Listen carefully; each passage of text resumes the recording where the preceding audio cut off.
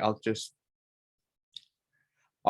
very briefly talk a little bit about the mitigation and the sort of potential solutions that this field has in terms of reducing the harms of lighting for ecosystems. So insect declines, right. So unless you're sort of an ecologist or a conservation biologist, this might be sort of the main way you've been exposed to this ongoing discourse, which has happened since 2016. And really, yeah, we've got a lot of very hyperbolic, very alarmist headlines. Some of them, I can't see it now, but one of them says, oh, I think it's just cut off. A study shows insects may be on the brink of an extinction within 40 years, which, really statements that are not particularly backed up by facts.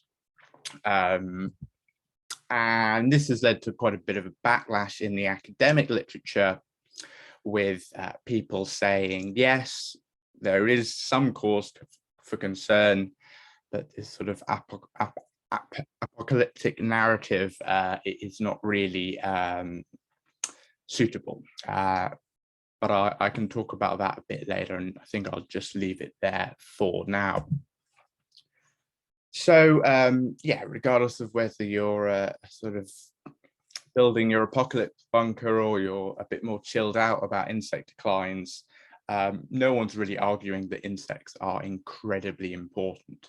So I'm going to, throughout this talk, use moths and insects interchangeably, and I can justify that for you at the end if you like, but I'll go with it for now.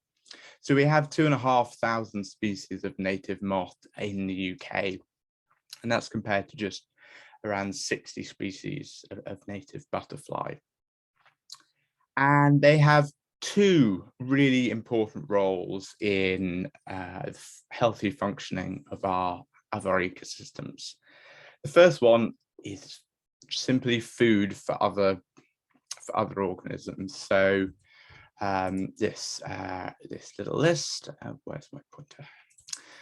The eggs are eaten by other insects. The caterpillars will be eaten by birds, wasps and spiders.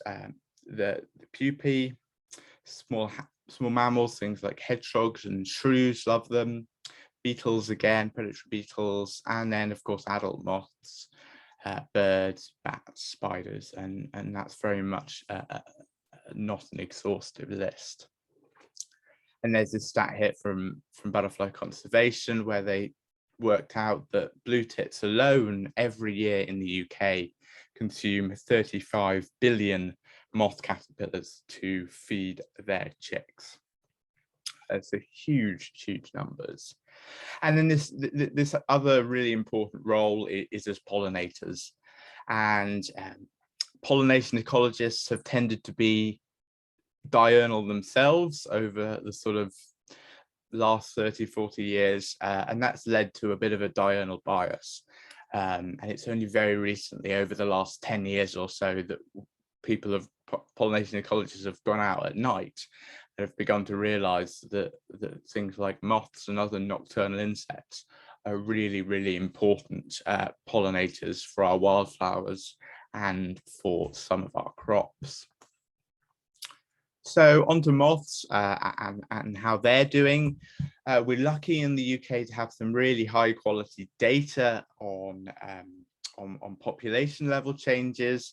So these are data from a recent report by Butterfly Conservation, a huge network of traps that's been standardized and running in the UK since the late 1960s.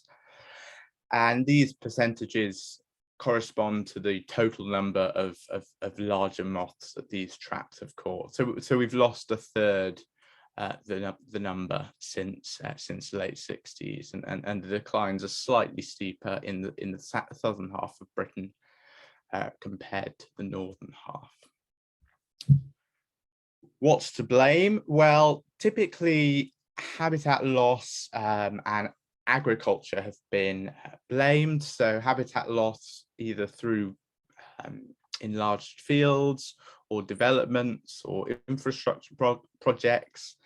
And then, of course, agriculture and also urbanization have all these other slightly more subtle impacts to do with chemical pollutants such as pesticides, herbicides, fertilizers, nitrogen deposition, etc. Climate change is increasingly being recognized as a major threat to our moths. It has benefited many of our species. It's allowed them to move further north. But this species, for instance, it needs cold, dry winters for its caterpillar to successfully overwinter and turn into an adult. But we're getting more and more warm, wet winters, which just has been very closely linked to this really quite precipitous decline in its numbers. This study, Marte et al., they attribute about 50% of negative population changes in British moths to climate events. So climate change, yeah, its growing evidence is a real threat. Here's just a sort of a summary of some of those threats, summarized by Richard Fox and in these reports. So I've got the question marks, I guess, by those factors that maybe have a bit less evidence. A bit less quantity and quality, I suppose, of evidence. It's obviously light pollution, that last one, that I will focus on. So if we go with the premise that light pollution is causing moths to decline, then I think a nice place to start is to sort of work out, or at least begin to start guessing through which mechanisms that decline could happen. So this is what I did for my first PhD paper, which we took a life cycle approach, and we looked for evidence of any effects of artificial light at night on moths. And yeah, all sorts of things came out of this. I'll whiz through this relatively quickly. Moths are nocturnal, so there's evidence that light at night will simply stop them from being active. To put it in non-scientific terms, the moths will think it's still day and they'll remain inactive for the night. Quite a suite of mechanisms, perhaps the most obvious mechanisms, all revolve around this very famous behavior that moths and indeed many other nocturnal insects exhibit, which is positive phototaxis, so flying towards the light. And insects don't live very long, so this can be time that they're not spending feeding or mating.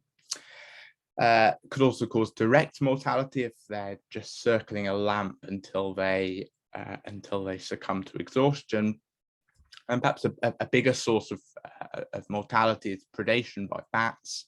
Some species of bats are really they're light tolerant, and they'll exploit these sorts of lamp sources. So they'll find a street light, and night after night after night they'll visit it, and they'll just spend the whole night circling the street light, hoovering up all the moths that are there.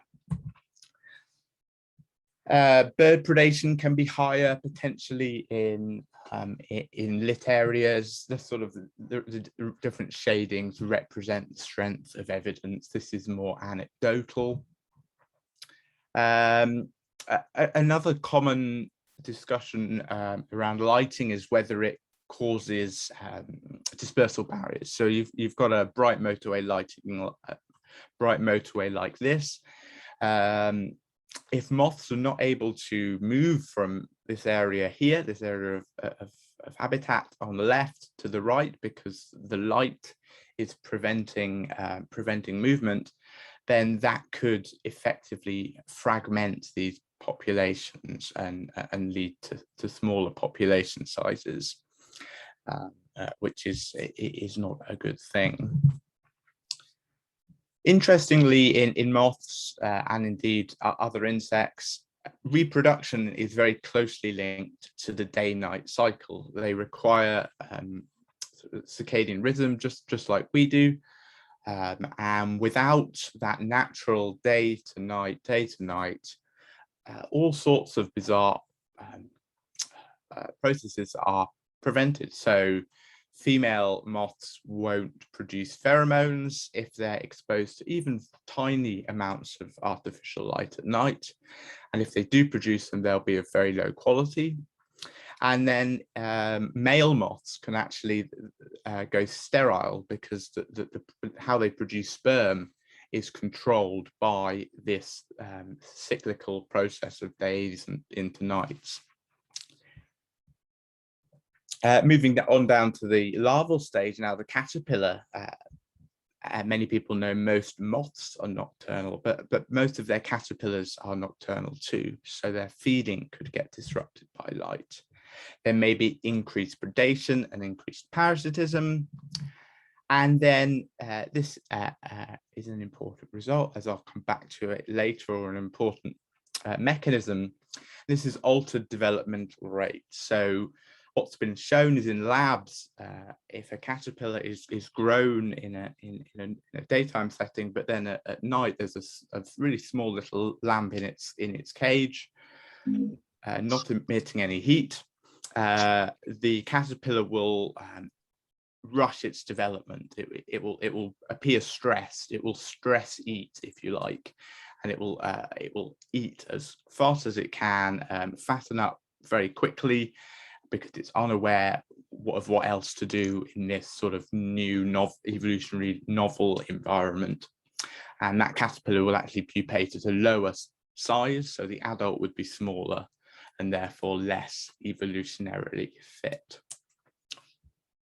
So we group these just very briefly into sort of how they're happening. So you've got some sort of molecular mechanisms potentially. You've got long distance navigation using the moon and starlight, but most of them revolve around either phototaxis, that's moths flying to light, or anthropogenic light being mistaken for daylight.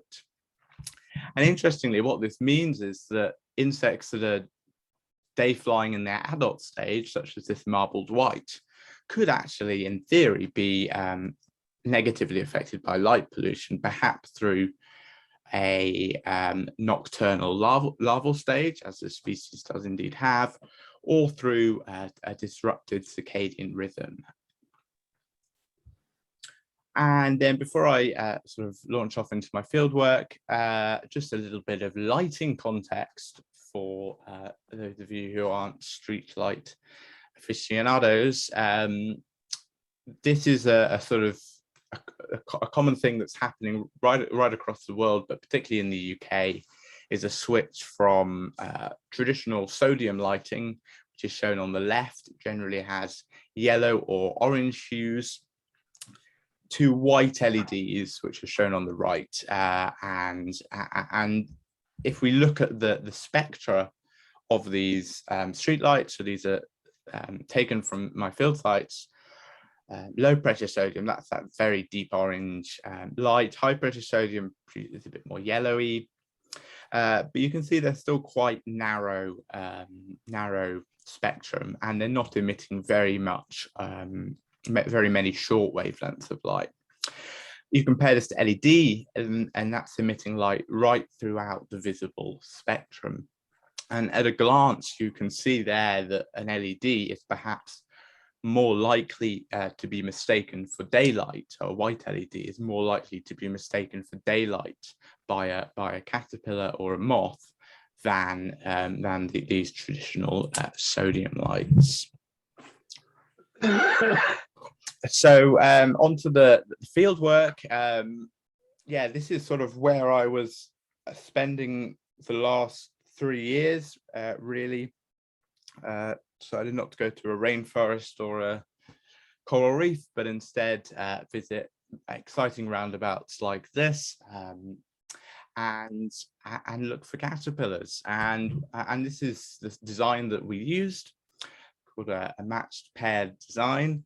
So I was looking for areas of habitat. So take this hedgerow that was lit with one or more streetlights, and then about 100 meters away, there was what appeared to be identical habitat. As far as we could measure, the habitat was identical. It was all within the same fields, the same pesticides, same hedgerow management, same species of hedge plant. The road is always the same angle, same microclimate, blah, blah, blah. It goes on and on and on. The point is, all these, we control for all these factors so that we can be pretty confident that when we scale it up over multiple sites, that any difference we're seeing is down to the street light alone and hopefully nothing else. But it was a big task. So each of those smaller dots are streetlights, 160,000 of them. Thank you to the county councils for responding to my freedom of information requests. And yeah, from that satellite imagery, I identified just over 500 potential sites. Went there in Google Street View, which narrowed it down to about 130. And then had to go out and visit the rest of them to do that proper pairing. And that came down just to 27 sites in the end, which are the orange shapes on that map. I'm sure you know, but Oxford's somewhere in there. And then the caterpillars, in terms of the sampling, we use two methods. One of these is beating the hedgerows. So you just stick these half-meter drain pipe through the hedge, give the hedge a solid whack, 5 solid whacks with a metal pole, and all the caterpillars will come falling out. And this could be really productive. So using this method, I estimate that 100 meters of this relatively uninspiring hawthorn hedge, on that one day, it's home to 21,000 moth caterpillars. The other method had to be done at night because the caterpillars are nocturnal, which meant all sorts of funky health and safety, box ticking. These were the caterpillars that I was after. They spend their days at the base of these vegetation, and then at night they climb up to feed, where they can be easily collected into these sweep nets. So this was sort of the headline result, really, and it was, yeah, very striking. So we've got each of these bars is one of the sites. We've got blue is the LEDs, and yellow and orange are the sodium lamps. And then this thicker bar represents the output of the generalized linear mixed effect model. So that's probably the bar to pay the most attention to. But yeah, it was something like 51% fewer caterpillars under LEDs in hedgerows, 52 actually it was, and then 41% fewer in sodium.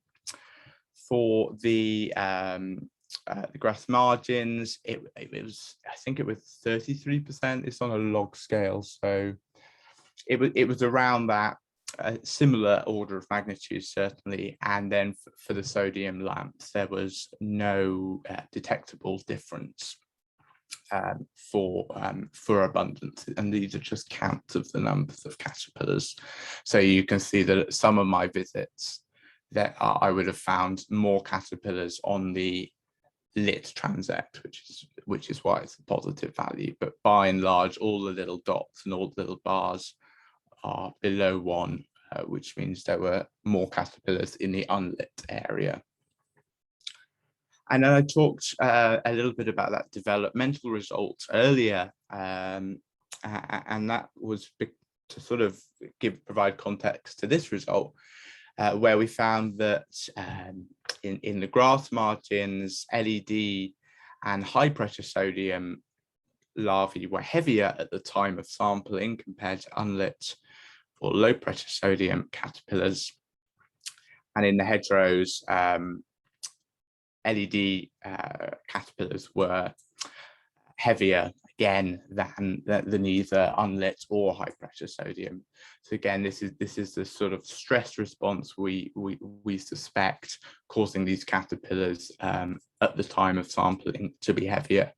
And there was evidence that as the season wore off, as we got right to the end of when these caterpillars would pupate, they were finishing much earlier on the lit transects, and then developing more slowly at their normal pace on the unlit transects. So this was the study. Street lighting has detrimental impacts on local insect populations.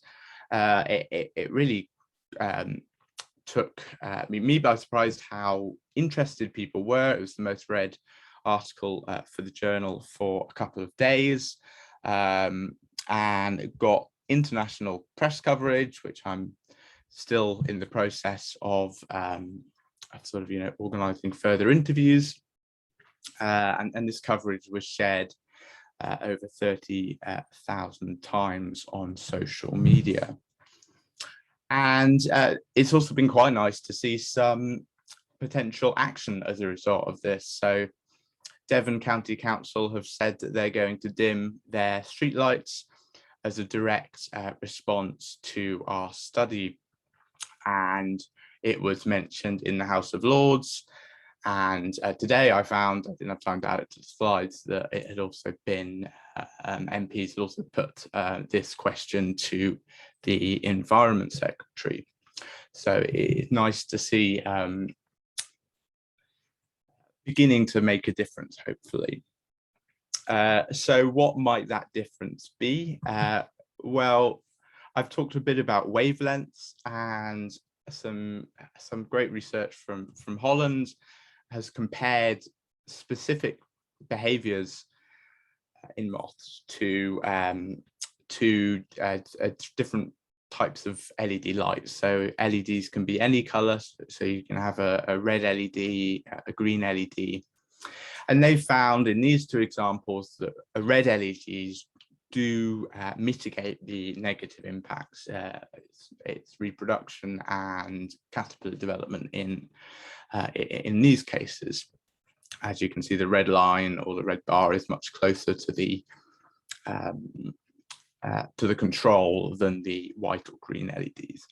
But it's worth saying that other studies using similar methods on different behaviors have found that red light can be just as harmful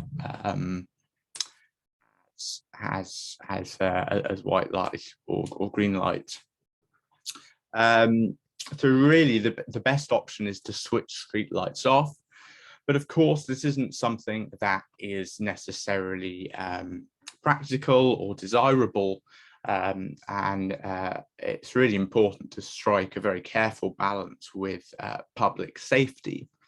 But perhaps things like technology can help. So motion sensors. This is Shiplake train station. They've got motion sensors on their platform, and this sort of idea of smart street lighting as well.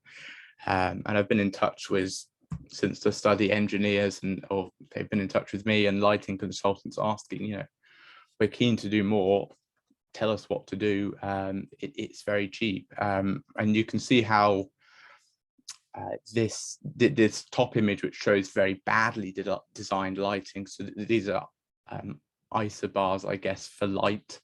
So if you follow, say, that brown bar, you can see that the light is the footpath is really trespassing quite some distance. It doesn't have a scale, does it? But it's say trespassing 5 meters out into habitat that it just doesn't need to do, because it's only needs to light that path. But with the addition of $2 shields to these lights, that brown area now hugs the path far more tightly, and you're just sort of not wasting unnecessary light. So yeah, just to wrap up then, we know that lighting can have all sorts of disruptive impacts right throughout the life cycle of insects. And My fieldwork has shown that it clearly can be really important for local insect populations, and this is likely to have knock-on effects for other wildlife and ecosystem processes like pollination. What's rather worrying is that the increasingly prevalent white LEDs have greater impacts than the sodium lighting that they are replacing. But the good news is with this field, there are some really easy, cheap, accessible solutions. There's no lag effects. You can switch off a light and there's no lingering environmental harm, unlike chemical pollutants or unlike climate change, etc. So really, of all the biodiversity drivers, it should be something that we can solve. So just to say thanks to my supervisory team, who are Michael Pocock at the UK Centre for Ecology and Hydrology, Darren Evans of Newcastle University, Richard Fox and Mark Parsons of Butterfly Conservation, and also my funders who are NERC and Butterfly Conservation too. Thank you. Thank you very much indeed, Douglas. I love your pictures of moths. There's some beautiful ones in there. Could everybody give Douglas a round of applause, please, for a very good talk?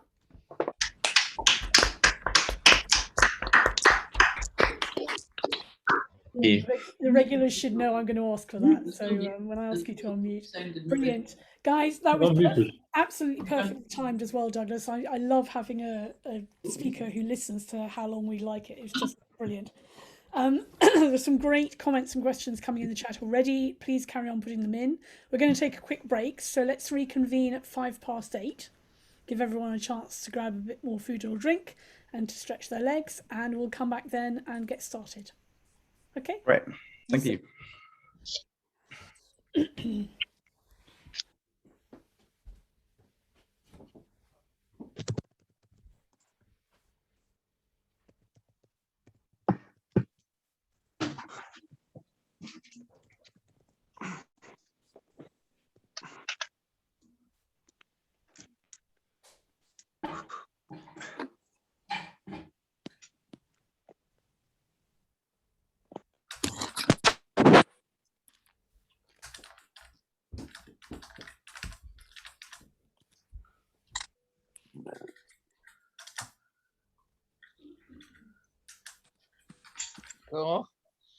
Oh, blimey.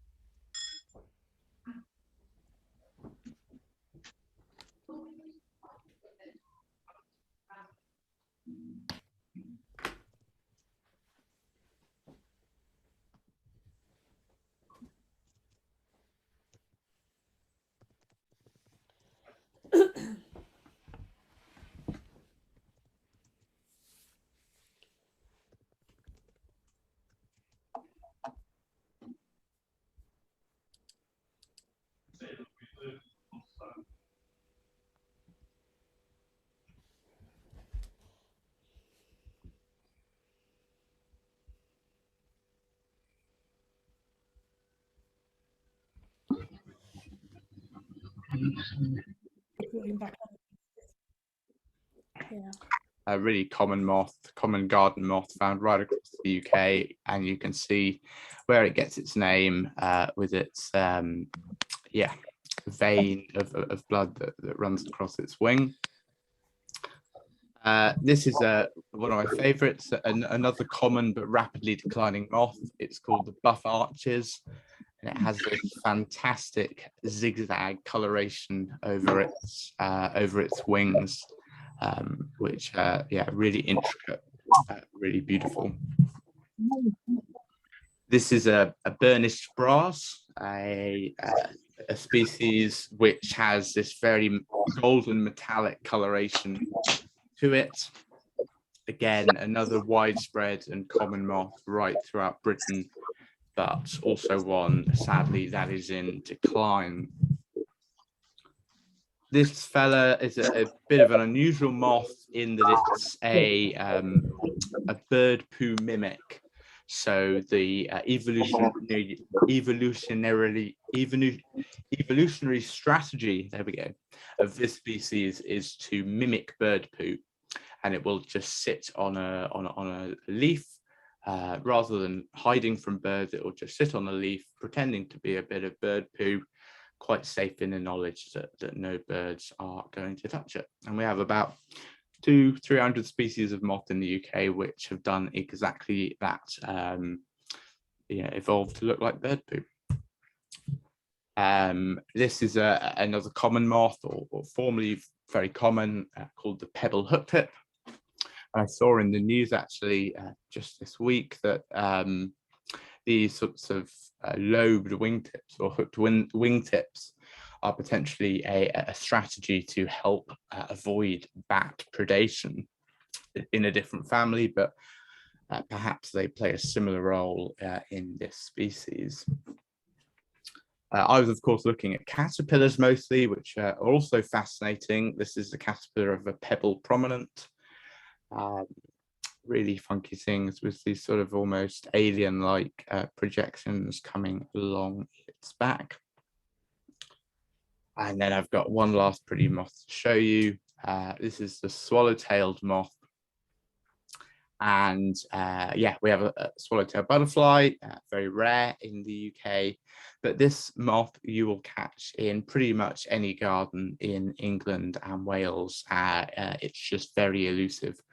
You just wouldn't see it without using a light trap or getting extremely lucky. So yeah, there's some pretty moths to digest. Give you a break from too many figures.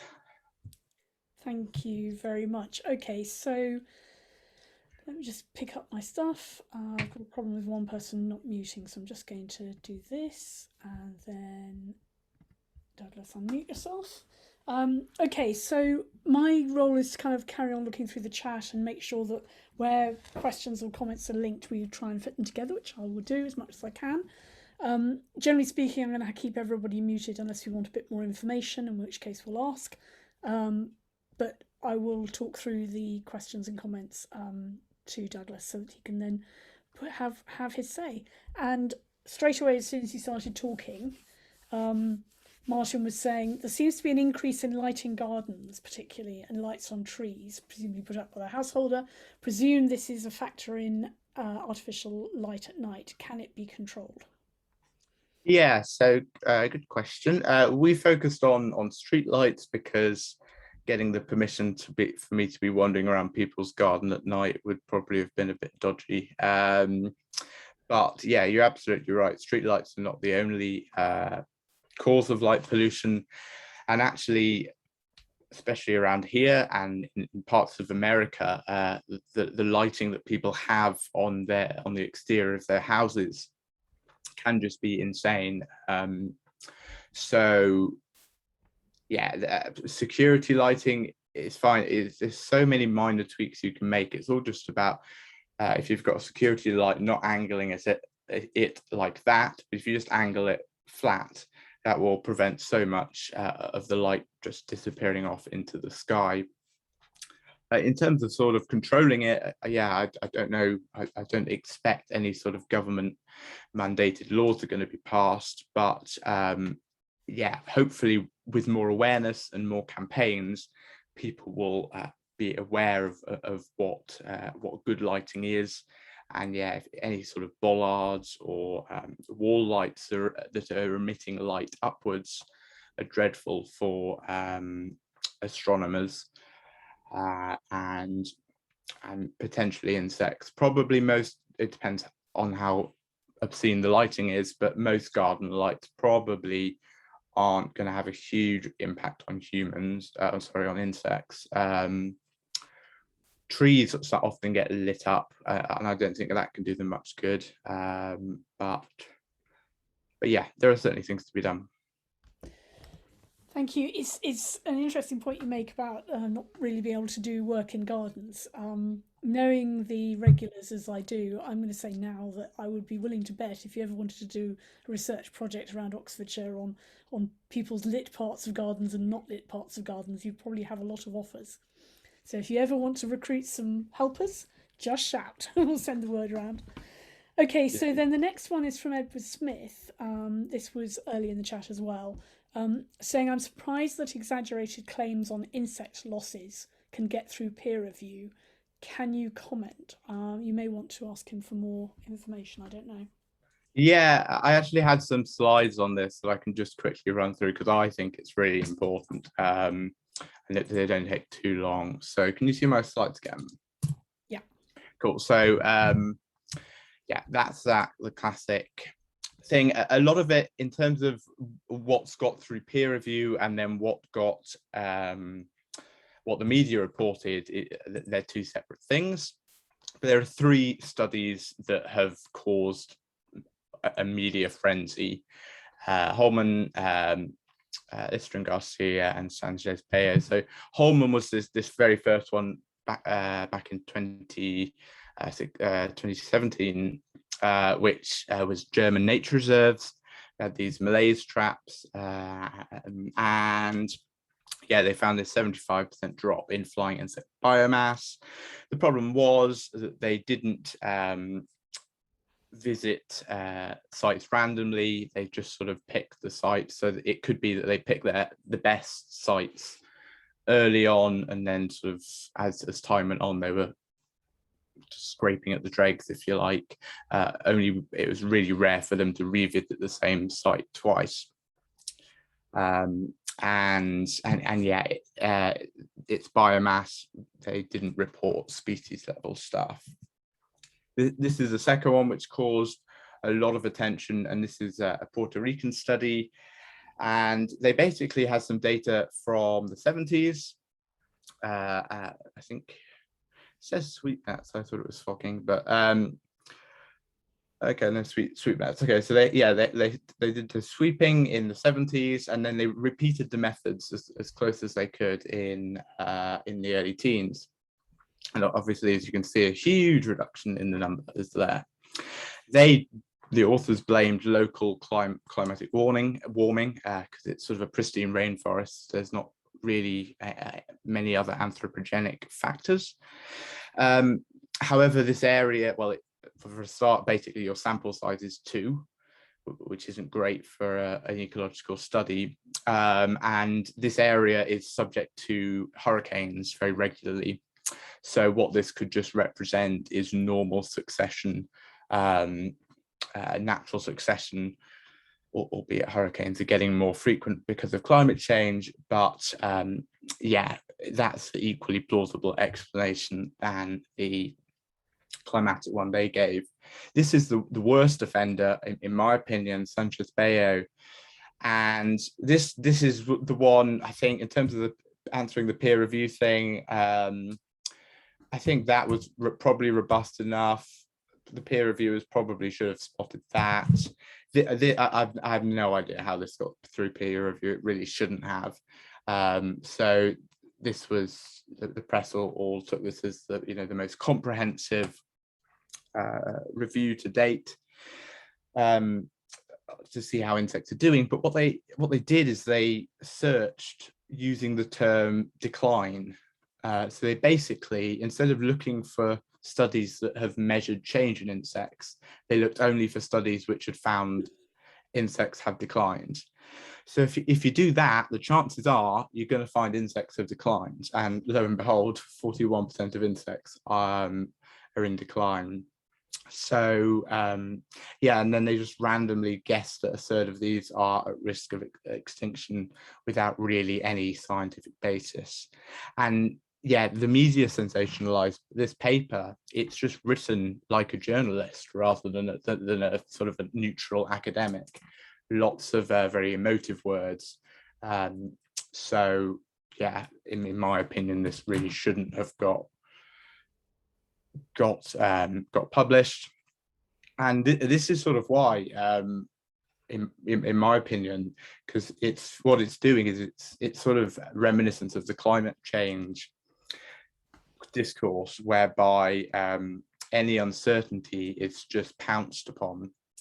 So you have people like Matt Ridley who are just sort of reveling in this, because he's sort of right, really. The claims are not backed up by research, but if the science had been done and communicated properly, and we were clear about the uncertainty and the limitations, then he would have no leg to stand on. But as it is, he can spin his own narrative that conservationists are just making things up for their own good. And this has been published. We need to engage in evidence-based conservation. This is the most cutting paper. Alarmist by bad design, unsubstantiated claims undermine the credibility of conservation science. And yeah, I personally agree with that to some extent.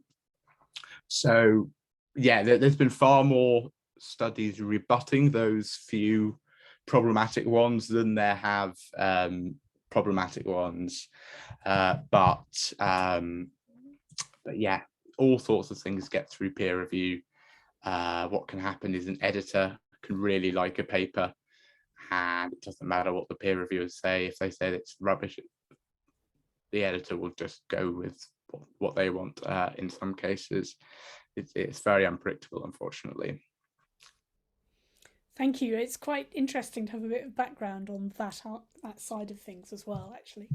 And of course, it varies widely depending on the journal. There are some very, very well-known journals which are particularly careful about their peer review and editorial processes.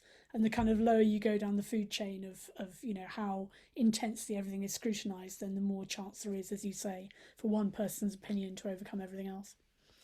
So we've got a very interesting and good question from Valerie next, which is there anything we can grow in our gardens to encourage moths?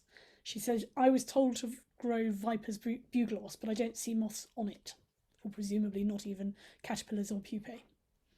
Okay, so I guess thinking back to our life cycle, moths need two things really in their habitat. They need a plant for the caterpillar to eat, a larval food plant, and then they'll need, well, about half of moths also need flowers to nectar on. The other half of moths don't feed at all as adults. They don't have working mouth parts, so to them flowers are pretty irrelevant. So really, and this is a classic thing where that sort of councils and well-meaning landscapers put in all these flowers for pollinators, but then forget completely about all the other things that insects need. With bees, it's sort of nesting holes in trees and stuff. But to go directly to your question about plants, if you've got the room, plant native trees. That they can be kept small. The best is willow, oak, birch. They're the best. Anything native is good. They've got like 500 species on them each, all native. So yeah, in terms of food plants, that's that. You're not going to get the insect without the without that food plant. And then in terms of nectar plants, yeah, I don't know about Viper's bugloss specifically. It's not really a plant I come across too much in the countryside where I am. But anything that's good for butterflies that you see butterflies on will almost certainly, if you come back at night with the torch, the chances are it'll be good for moths too. There's some debate about whether we should be promoting people planting buddleia, because buddleia is not a native plant, although it is exceptionally good for providing nectar for butterflies and moths. But some other more other native and less problematic in certain ways would be things like ragwort's exceptionally good, although lots of people don't like it. But ragwort's a really good plant for insects at night. Often white plants, so things like Sweet William, I think they're exclusively pollinated. by moths, and some of the campions, and Nicotiana as well. So yeah, there's actually, rather than me sort of bumbling around, if you Google butterfly conservation gardening for moths, there'll be I'm sure there's a guide or a sort of a resource that will sort of hopefully say about what I was just saying there, but in clearer detail. Thank you very much. It's feeling like an edition of Gardener's Question Time, which is rather nice overlap to have. Paul Honeyman has said, pointed out, just a comment, that astronomers are also upset about white LED lights. They can filter out narrowband sodium light easily, but not the light LED. And I guess that's going back to what you were talking about, that if the light is pointing directly down at the ground and not angled, so that less of it is bouncing back upwards, then that would help with general light pollution anyway. Yeah, I think yeah, white light just scatters. I'm not sure about the physics, but white light just scatters up through the atmosphere far more than those yellow colours. And that's actually kind of linked up to what Sharon said as well, which is she says she's old enough to remember when the traditional sodium lights were introduced, and that supposedly the narrow wavelength range was supposed to penetrate fog better than old-fashioned lights. Were the earlier types of light, even maybe gas lights, which she points out is before her time, were they more benign for insects, possibly? Well, also before my time, but I assume so. I think yeah, we went sort of gas lights, then SON is it, the low pressure sodium lights, then high pressure sodium lights. Then we did have a period where we had mercury vapor lights. And mercury vapor lights are really not good. We didn't have them for long. They're now banned in the EU, but they emit huge amounts of ultraviolet light, which insects are super sensitive to. So yeah, it's a good thing they didn't last very long. Yeah. But they're still quite common in sort of other parts of the world, unfortunately. I've just put into the chat the link you suggested to the butterfly conservation awesome. garden for butterflies. It's all right. It's a double at this. It's the whole point. Lovely. Paul W is asking, are specific wavelengths of artificial light more relevant? I think you slightly touched on this, but maybe could say more. And if so, is the genetic mechanism for artificial light confusion or detection understood? In other words, what he's driving at is, would it be possible to genetically engineer a solution into insects to release that into key pollinators to solve the pollination problem, even if we can't save all insects? So I think there's a huge amount we don't know before we could even begin to tackle those questions. So in terms of, we do know that insects are more attracted to shorter wavelengths, so those ultraviolets, those blues. But we don't understand why they're attracted to light. That remains complete mystery in science.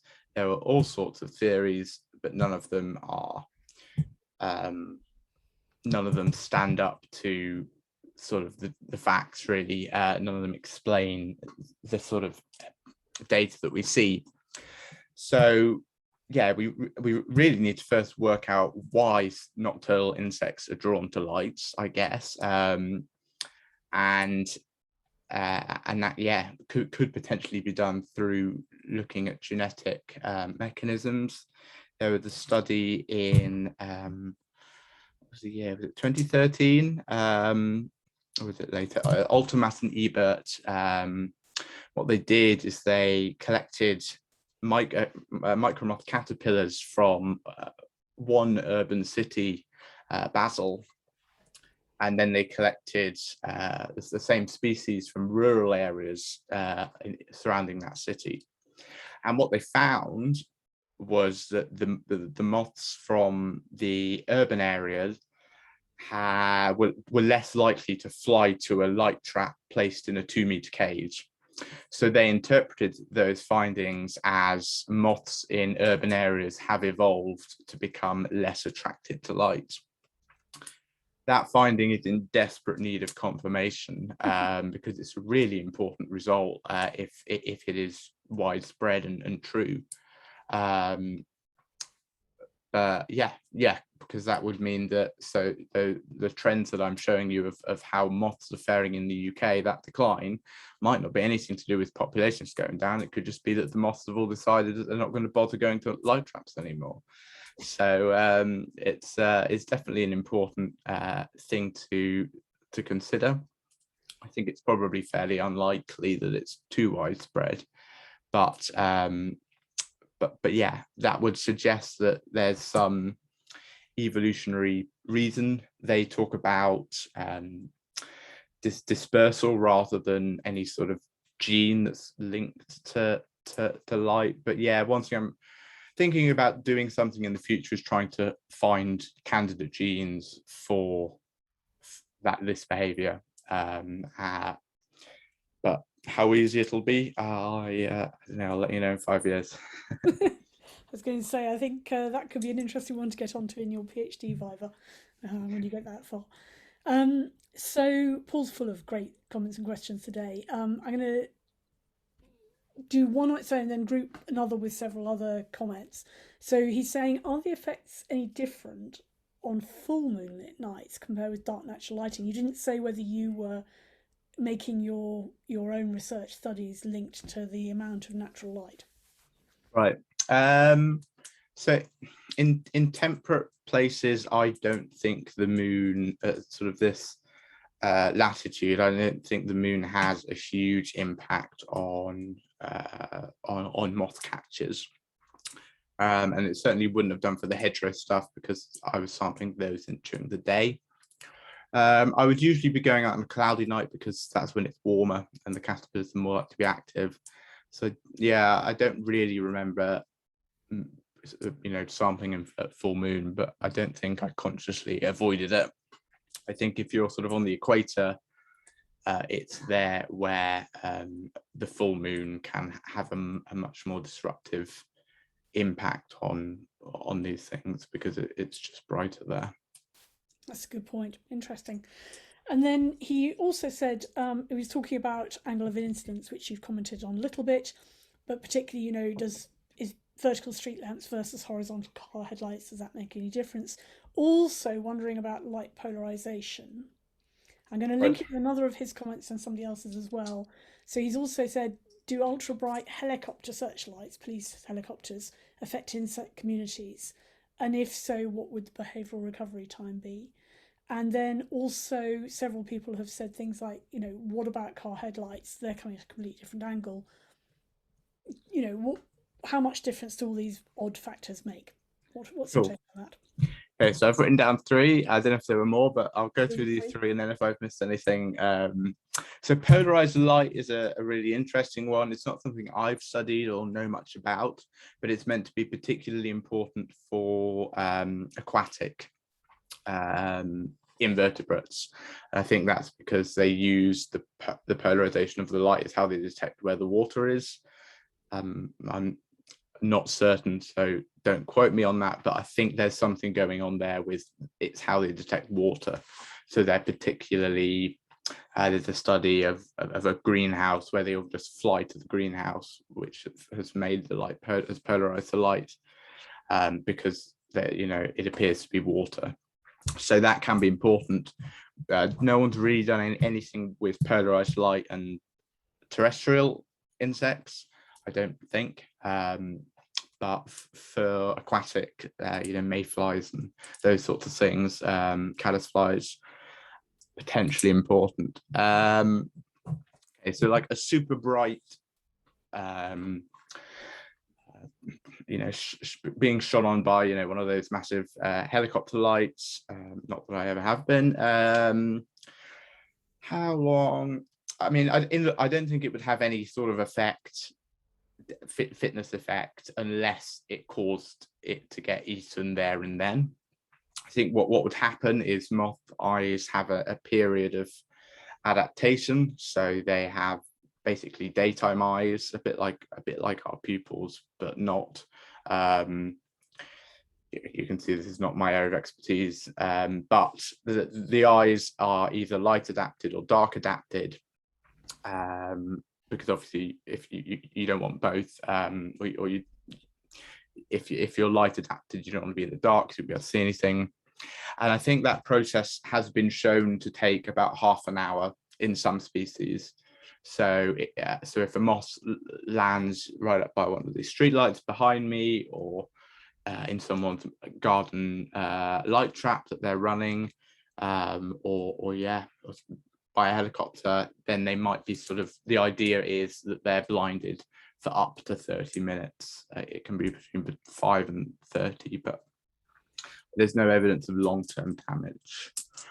And then the last one is an interesting one. Yeah, headlights. I think that headlights are probably, I think far more important will be the mortality of insects just smashing into cars, regardless of the light. Headlights might be important, but probably more for the plant communities that are on these road verges. Because if they're constantly getting flashed with, there's this constant stream of light, plants are very reliant on photoperiod for all sorts of processes. I can imagine that being something that would be readily disrupted. And there have been like 1 or 2 papers on it, but I think just for plants, and I'm not aware of anything for insects. Thank you. Also, just kind of chipping in on the street light variations, Paul was saying, well, most insects can't see red, so orange sodium light might well have been less disturbing, but points out there are also more streetlights around now, so it's quite difficult to say without being able to compare directly. Yeah, and one thing that's happened that I always find a bit ironic is the rebound effect with lighting. So this is when these LEDs were invented, and as they've become more and more energy efficient, rather than banking all of that saved money and saved carbon, what we've tended to do is use up a portion, at least, of those savings just to make the lights brighter or install them in new areas. So they do save energy. It's not we've not used up all of that saving, but it's nowhere near as much as it could have been. And I think, the transition, there was a study recently that said the transition to LEDs has led to a 400% increase in sky irradiance, just because it's so cheap to light up the sky now. Yeah. So on that subject, it's perfect timing. So I'm going to read a few various variety of comments and get you to chip in whatever you feel you want to. So Paul was saying, why do we still have streetlights between 11:30 p.m. and 6:30 a.m.? Is it purely crime and accident prevention? I think that's more of a rhetorical question than anything else. Sharon pointing out that her village is ablaze with streetlights. The next village has none, and as far as she's aware, does not have more crime or accidents. Paul's saying that, of course, some villages, remember we have the parish council does a lot of this stuff at the rural level in England. Some villages voted not to have streetlights. It can be a problem parking or reversing at night, though, so motion sensor street lighting could be better and save energy. I'm just going to jump down. Barbara pointing out that people seem to be lighting up their gardens and houses far more than they used to. Perhaps we should put a stop to it. Hang on a second, let me jump in. There's something a bit further down. So this is something from Paul Honigman, which I think is a really interesting point, and it's more of a plea for you, actually, Douglas. Do you have a simple non-technical page? I feel that the question is, would you like to make one on your website, douglasboyle.co.uk, that he can point his village council at, where it says, here are 5 bad things streetlights do, and here are 5 good things we can do to mitigate the problem. Something written for non-scientists by an authority figure like yourself, Douglas. Fancy commenting? I do have it's not quite 5 points, but I have written a blog in a very non-technical pop science way, which it begins with the problem and ends with the solution. So I can stick the link to that in the chat. That'd be good. And hopefully that will cover we'll cover that. Yeah. I feel some letters maybe being written. I was really interested to hear what you said about the shielding of the sides that aren't needed to illuminate the path along a footpath. Because one of the things I noticed was that when they changed from the sodium to LED in my road, that there had been more shielding anyway of the sodium. There was just the design of the lights gave it a kind of a back, shield so that it didn't spill over into gardens and through windows. And these ultra bright LEDs were then coming glaring straight into my windows at night, which was really unpleasant. Fortunately, not my side my bedroom's on, but I thought that was just utterly pointless. So I think the point about shielding is just such a big one. Presumably, it's very cheap to do this. You just fit some shields where the light doesn't need to be showing. Yeah, I was quoted $2 by a Dublin-based lighting consultancy. Yeah. Per lamp. Yeah. So nothing compared to the cost of it. And if they could be fitted with them. Right, let's go back to the more kind of scientific questions. So is there direct evidence, says Max from Digcut, is there direct evidence of climate sensitivity of moth populations? Your graph showed time on the x-axis rather than winter rainfall or temperature, which you actually quoted as the drivers. Yeah, so the direct evidence is so in a few species there's direct evidence in that those things that I mentioned have been shown to link very closely. So I guess it's correlative, but every time you get a warm wet winter, the species crashes the next year, and that just happens repeatedly over time, and as those types of those warm wet winters have become more frequent, the crashes, it just nosedives.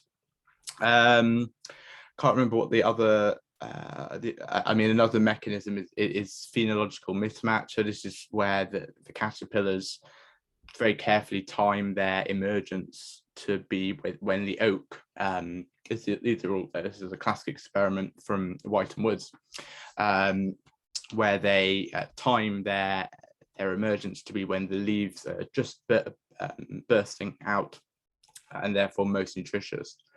The leaves do it based on light, so as the days get longer, that's when they do it, but the eggs do it based on temperature.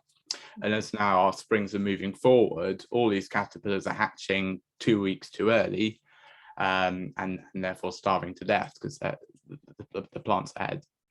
So we have these sort of mechanisms that we know happen, and then studies like that Marte et al. Look at patterns in climate data and link that at a high spatial scale to patterns in moth abundance, and therefore they can see that some species do better after a hot summer, but then some species, a drought is detrimental to them. So it has been done. It can be done better, and I hope it will. But yeah, my graph was only just time and abundance. And presumably, if caterpillars are sometimes coming out too early, that could itself be an evolutionary selection pressure. You might start to get, the genetic makeup of some caterpillars being perhaps a little more sensitive to something like light rather than temperature might lead them to, come out at the right time and then breed. Exactly, yeah. And we shouldn't necessarily try to keep everything absolutely perfect. Evolution does operate. Yeah, the peppered moth classically showed that moths are very good at adapting to their very quick changes. So hopefully we can hope, because if the alternative is them going extinct, then that's not what we want. I'm thinking probably a lot of the audience will be harking back to GCSE or O-level biology, where that experiment is usually quoted. I'm going to jump just quickly to another of Max's points and questions, because I think it's quite relevant here, and then I'll come back up the list. Max is also saying, does moth abundance reveal the same sort of wild year-on-year fluctuations that one sees from butterfly transect data, for instance, at White and Wood? Can you just explain for the rest of us what is transect data? For me too, or the person? Yeah, no, could you? Oh, right, yeah, sure. I'm adding that. What do you mean by transect data? Me still. Yeah. Oh, right, sorry. I'm confused. So transects are strips of a set length. So the classic one is called the pollard walk, and that you do a butterfly transect along it. So it'd be a predefined route through typically somewhere like a nature reserve or a park, and you'd walk that route only on days within the sort of spring, summer, with the correct weather conditions. So not raining, not butterflies should be about. You walk at a constant pace. That's, I think, 3 miles an hour is what you're meant to walk it at. And then you imagine this is where it gets a little bit conceptual. You imagine a 5-meter box around you as you're walking, and you count every butterfly that flies into that box and identify it. And you're allowed a net. So if you need to net it, just check, look at it closely to see what it is, that's fine. You just stop and do that, let it go. And you just walk the whole transect, counting butterflies. If you lose sight of it and it goes back in your box, you count it again. If you don't lose sight of it, but it keeps going in and out, you just count it once. It's just, the idea is it's incredibly standardized. So yeah, the BMS has been running for the same time as the light trap data. And yeah, 2 awesome data sets that we're really lucky to have. Butterflies, I think moths are probably slightly less sensitive to interannual variation, and that is because, I mean, we have 150 day-flying moths, but the majority of moths are nocturnal, where they're not so reliant on having a hot day. Butterflies need to bask. And if we just have a really bad summer with little heat or even too much heat, and I think they're just a bit more sensitive because they're out during the day when we get those really high extremes. But moths, that's not to say moth populations are stable by any means. They'll still, go up and down a lot, but it's not quite so crazy, I don't think. Thank you. Barbara was asking, does light pollution also affect snails and slugs that come out at night? Great question. I have absolutely no idea. You're being cast as our resident zoologist today, so we'll park that one as something to look out for. Mary's saying she's on the southern side of the Isle of Wight. Hello to all our Isle of Wight audience members who've been able to join since we do things online at the moment. They do have LED street lighting, but they've also noticed fewer moths and butterflies now. They have some new insects they haven't seen before, but most significantly, a rampant surge in ants and spiders who appear to be taking over the entire area. Any comments on that? And I'm interested personally myself to know, do things like ants and spiders affect moths? Do they predate on caterpillars or anything like that? Yeah, so I mean, I can't speak too much to the specifics, but I can sort of think there are situations, and there has been at least one study that's shown that what did they do? They had sort of rows of streetlights, and they were so far apart that they could sample predatory invertebrates. I don't think it was spiders, but it was ground beetles, those sorts of things. So similar, and they would do the pan traps between streetlights and directly under them.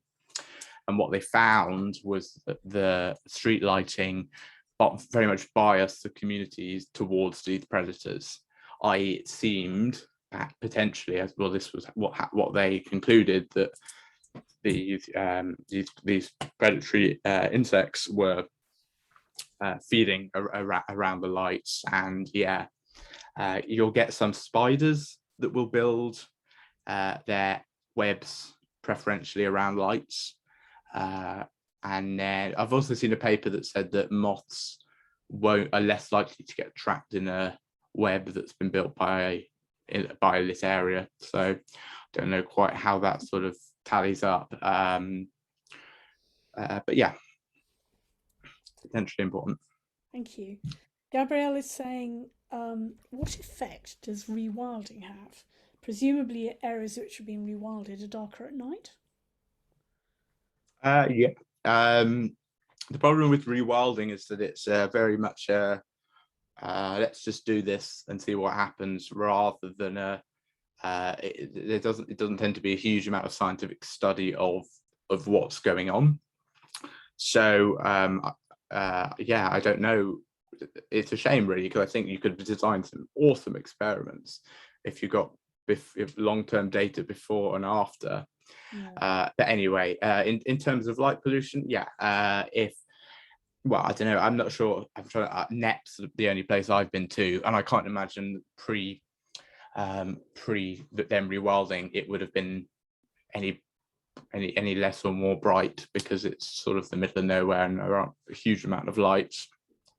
But yeah, more tree cover can potentially help shade that sort of sky glow that we have. And I think there was a paper out last year that showed that tree cover can help mitigate the impacts of lighting to some extent. So places with big trees would probably be better for for sort of protecting insects against lighting.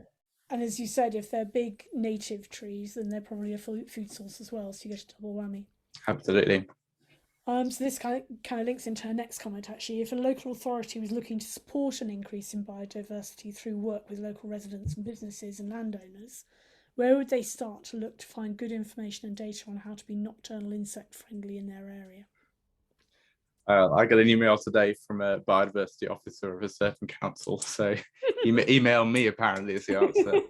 But I'm not sure I'm the best person to ask. So there are, I mean, I'll give her free advice, but there are sustainable lighting consultancies. I don't know how much they charge, and B, sort of how good they are. The slight difficulty with insect friendly street lighting is we just don't quite have we can predict what an insect friendly street light will be like, but we don't really know. And the worst thing to do it would be to roll out something that we're saying, oh, it'll fix the problem, and then it doesn't actually make any difference at all. The only true solution really is turning streetlights off. Yeah. But as I said before, that's not really a solution to the problem. There will be ways to keep the benefits that streetlights give us. We just need to sort of work out exactly what they are, whether it's spectral, whether it's dimming, what times of the night, all these things. Yeah. Lots of work to be done in the area then. Yeah. Gabrielle's asking, you have some study sites in her local area. Is that data available to the public? Gabrielle, can you just chip in and say, do you mean is the location of the sites available, or do you mean is the data that Douglas has got from them available? Which were you after? I saw on his map with all of the dots of his sites that some of them are within the area that I live, and I just wondered whether the information that he collected during his surveys was available, because it will be showing, his lit areas and non-lit areas and the difference between them, and I thought it might be quite powerful information to have. Yeah, so all the data from the study, so it's an open access study because it's funded by the British taxpayer. Everything I do has to be or should be open to everyone. So the link that I've just put in the chat should go to 3 more links, I'm afraid. If it's too much of a pain, you can just drop me an email. I can just send you the data. but yeah, they all contain all the data, all the metadata, all the methods. So yeah. Thank you very much. Excellent. I'm just going to nip to the next bit. So Helen Tully saying it's been suggested that feeding birds in our gardens means that some birds increase in numbers to the detriment of other birds. That is indeed a recent bit of news. I think blue tits and great tits increase in numbers and take over from things like willow tits. This could affect the number of caterpillars, therefore moths, ? I hadn't thought of that. Yeah, quite potentially. I think, yeah, I've always thought that feeding birds hasn't been a particularly sensible thing. I'd not thought of it about the competition thing, but just watching sparrowhawks just pick off all the songbirds from the garden. Yeah, I think we need to find ways to feed birds in a more natural way that's not causing them to be super concentrated and yeah, having this very unnatural interspecific competition. But I guess if they've got a bird feeder, they're not going to be too bothered about the caterpillars. It's the caterpillars that they're what they need for feeding their chicks right at the sort of start of the spring. But who knows? Yeah, I'm just having a look for something I wrote down. Yeah, I was wondering right at the very beginning when you mentioned the 35 billion moth caterpillars eaten by blue tit chicks. Has anybody looked at bird population changes of specific birds that you know are linked to specific insects and see whether they correlate or not? So yeah, I did a talk to the BTO a couple of weeks ago, and we were talking a little bit about this. The evidence sort of linking declines in insectivorous birds and insects is it's not super strong, but there's certainly some suggestion. I mean, it does seem to make sense. What else? Yeah, so it seems like a few years of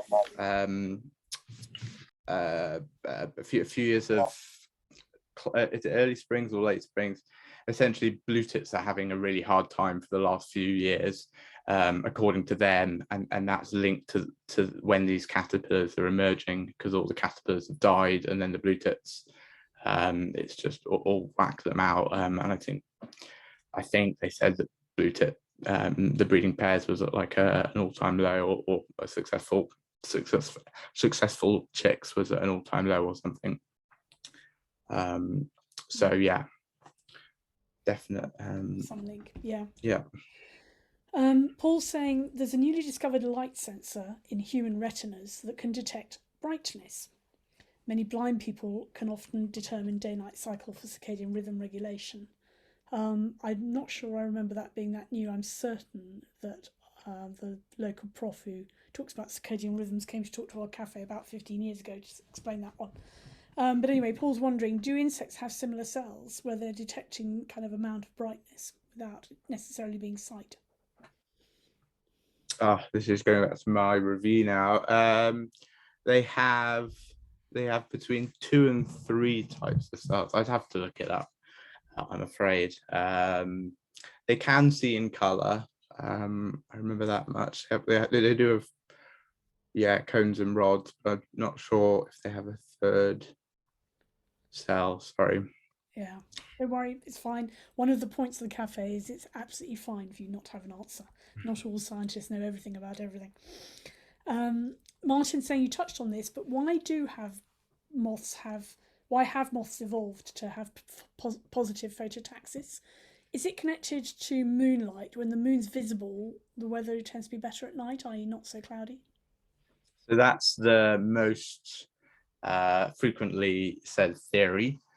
And that, I think, comes largely from the observation that moths will sometimes be flying along, they'll see a light source here, and then they'll just circle around it and spiral and get closer and closer and closer and closer.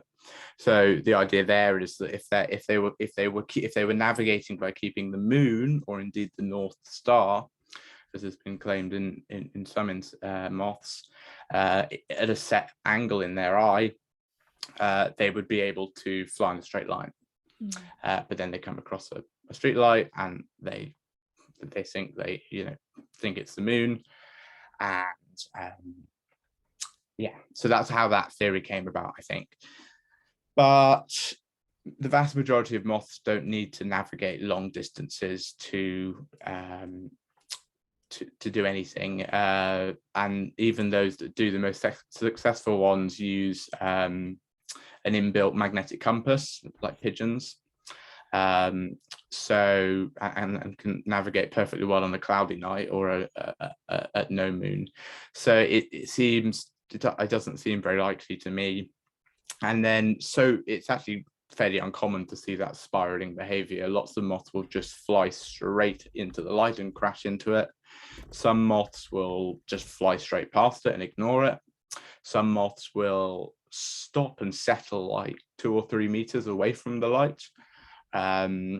Yeah, there's just this huge diversity in behaviors, and none of the theories that have been put forward to date satisfactorily sort of explain that diversity. I mean, some of the wackier ones are things like, physicists may have heard of Mach bands, and these are allegedly when you have a very bright light source, there's a very thin band around it which is exceptionally dark, which is the Mach band. So the theory there goes that moths aren't flying to light, they're flying to the place of extreme darkness right at the edge of the light, which to me seems very far-fetched. Yeah.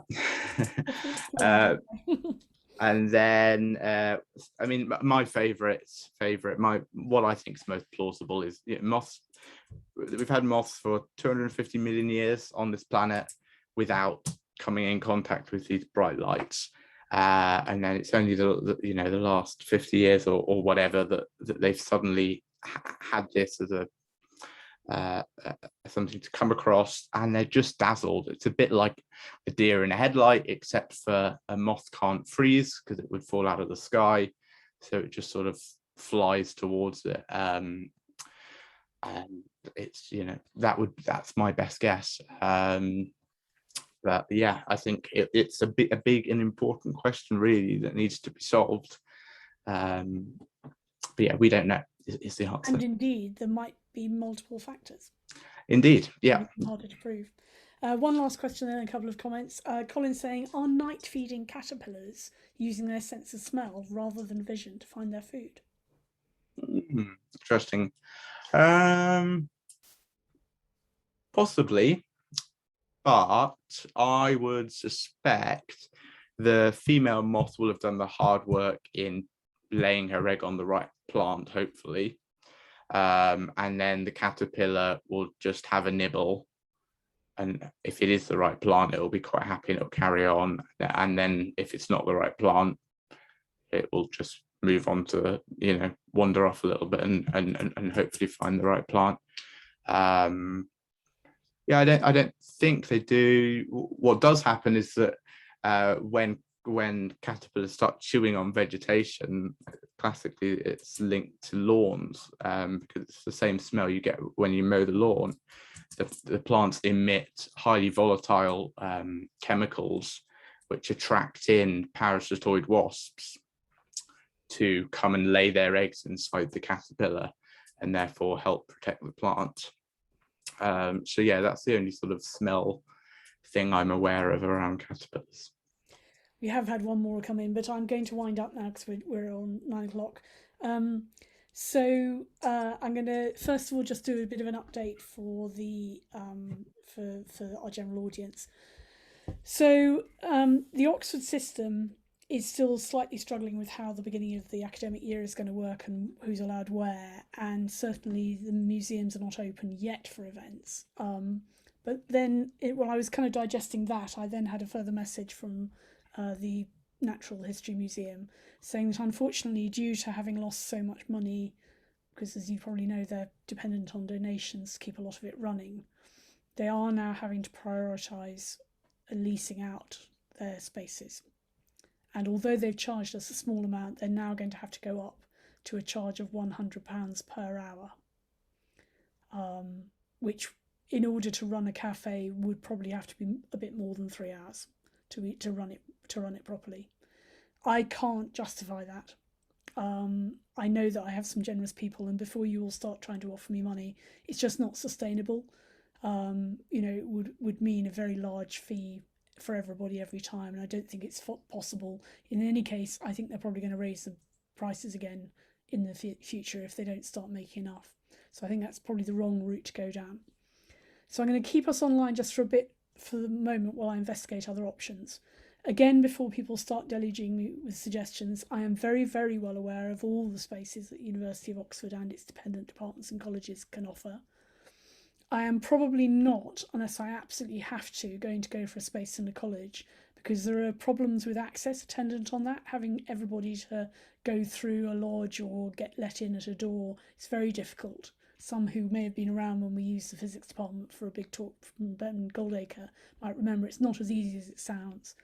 So there are some options I'm going to try and investigate.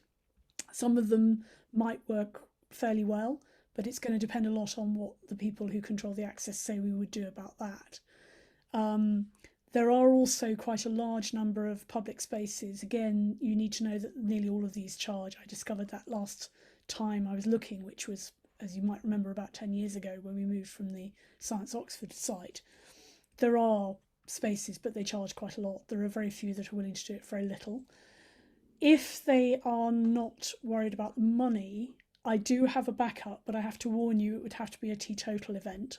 No wine or beer or drink of any alcoholic kind, not even smuggled in your bags. I do have the backup that I was nearly at the point of clinching a deal with the Quakers 10 years ago.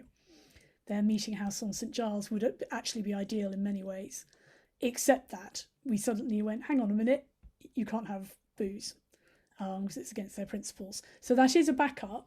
They were willing to do it for a very reasonable sum, something similar to what we pay at the moment. So I think that would be where I would go if I can't find anything else. I am looking. If you think something outside the kind of general well-known places in Oxford and university, then please do tell me, but bear the following in mind. Ideally, we really do want inbuilt speakers so that we can hook up our microphones, because not everyone can hear clearly. We do need to be able to project. We do need it to be reasonably close to buses. Yes, I know some people drive in, but I also know that quite a lot of people come in by bus. We did prove with Science Oxford it doesn't have to be in the centre, as long as there are buses that drop out outside the door or close by. So that's another limitation. And we do want it to have flexible space for up to, 80 or 90 people on the really popular events. So there's quite a lot of restrictions. I will add to that I really need it to have Wi-Fi, because I do intend to broadcast when we go back to doing our talks in person, so that we can carry on with people able to chip in by Zoom from afar. So I am very interested in suggestions, but bear those things in mind and maybe find out something about them yourself before you suggest something. And just remember, anything that was around 10 years ago in Oxford, I've probably already looked at and probably know. For instance, Museum of Modern Art, they just couldn't commit to giving us a Tuesday every month. And as you know, we like a regular time. So there are quite a lot of restrictions. We'll see how it goes. I'm going to shut off the recording at the end of this, so email me rather than put it in the chat if you've got any thoughts later. Other than that, thank you very, very much indeed, Douglas, for a really brilliant evening. Fantastic. And I have to give you two last little comments from the chat in case you haven't seen them. I love the fact that Sharon said, my snails seem to party just as happily in the street-lit front garden as in the dark back garden. And Louise, you get the closing comment today. Someone has to say it. Douglas, I love your shirt. And a round of applause for our speaker from everybody.